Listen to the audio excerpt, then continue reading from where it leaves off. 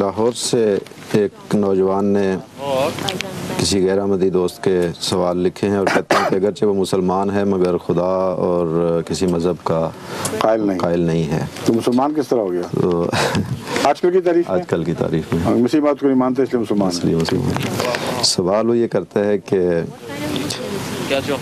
حضور صلی اللہ علیہ وسلم نے خود اپنی ازواج مطہرات کے ساتھ انصاف نہیں کیا تھا اور اپنی زندگی اور اپنی زندگی کے آخری 3 ہفتے حضرت عائشہ کے ساتھ گزارے.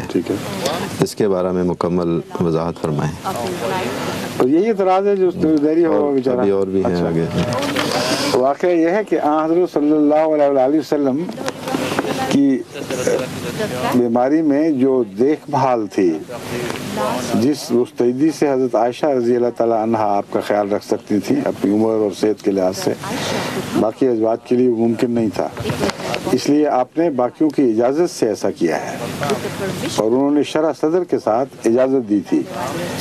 اس میں انصاف اور طرح کا ہے، بوجھ سے ان کو آزاد کیا گیا ہے اور بیماری کی دیکھ بھال کی تکلیف سے ان کو رخصت دی گئی، مگر وہ اسی طرح گھر میں تشریف لاتی تھیں، پاس بیٹھتی تھیں، فوائد حاصل کرتی تھیں، اگرچہ ذمہ داری کی ادائیگیوں سے وہ مبرہ تھیں.